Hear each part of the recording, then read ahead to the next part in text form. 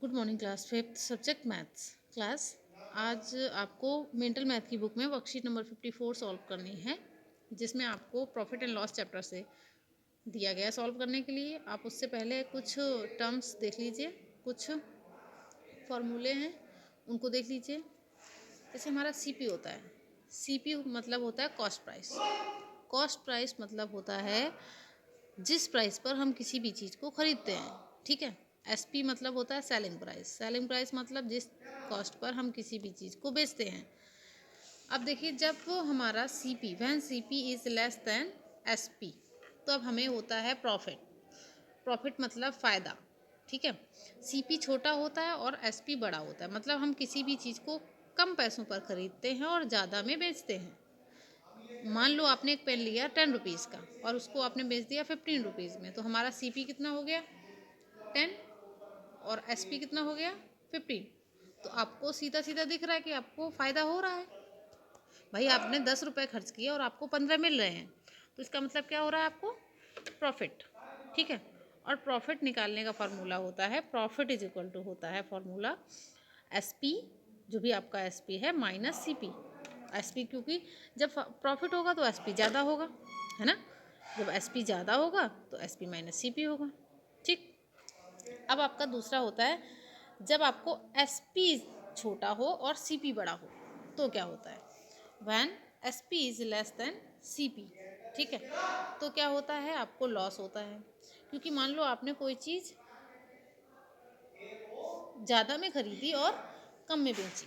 मान लो आपने 15 रुपये का पेन लिया था और आपने 10 रुपये का बेच दिया, तो आपका सीपी बढ़ जाएगा, 15 हो गया और एसपी हो गया 10, तो आपको लॉस होगा। होगा कि नहीं होगा।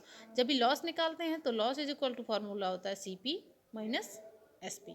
तब आप, क्योंकि तब जब लॉस होता है तो सीपी बड़ा होता है हमारा, तो हम सीपी से एसपी को माइनस कर देते हैं, वो हमारा लॉस आ जाता है। अब देखिए, व्हेन सीपी एंड लॉस, जब हमें सीपी और लॉस दिया गया हो, मतलब हमने कोई चीज़ खरीदी है और उस चीज़ को बेचने पे हमें लॉस हो रहा है, और हमें ये पता करना है कि हमारा एसपी कितना होगा। मान लो आपने कोई चीज़ 20 रुपए की ली, ठीक है। आपने एक कॉपी ली 20 रुपए की और उसको बेच दिया। बेचने पर आपको 5 रुपए का लॉस हो रहा है। लॉस हो रहा है मतलब आपको जो चीज़ वो बेची है वो आपकी कम में बेची होगी, 20 रुपए से कम में बेची होगी। तभी क्या करते हैं, यहाँ पे एसपी जब निकालते हैं आप, तो क्या करते हैं, सीपी माइनस लॉस कर देते हैं। तो हमारा सीपी था 20 रुपीज़, 20 से हम 5 को माइनस कर देंगे 15। मतलब ये कि अगर हमने 20 रुपए की चीज़ ली, 5 रुपए का हमें लॉस हुआ, तो मतलब ये कि हमारी वो जो चीज़ होगी वो 15 रुपए की बेची होगी, है ना।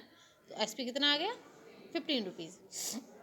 उसके बाद में अगर आपको एसपी और लॉस दिया गया हो, when SP and loss is given, then, अगर एसपी दिया गया, आपको लॉस दिया गया है, मतलब आपने कोई चीज़ बेची है और उस पर आपको लॉस हो रहा है, तो सीपी निकालने पे क्या करते हैं, तो सीपी निकालने में जो भी हमारा एसपी होता है उस एसपी में लॉस को ऐड कर देते हैं।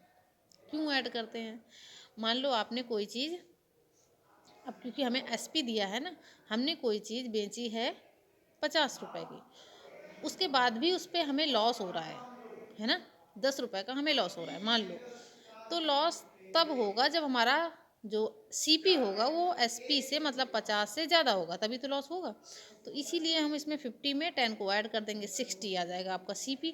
60 आएगा, इसका मतलब ये कि सीपी हमारा 60 है, एसपी हमारा 50 है। मतलब हमने चीज़ 60 रुपए में खरीदी और हमें 50 में ही उसको बेचना पड़ा, तो हमारा लॉस हुआ कि नहीं हुआ। वो जो आपका टर्म है ये भी क्लियर होना चाहिए, ठीक है, आपके दिमाग में होना चाहिए। उसके बाद में देखिए, व्हेन सीपी एंड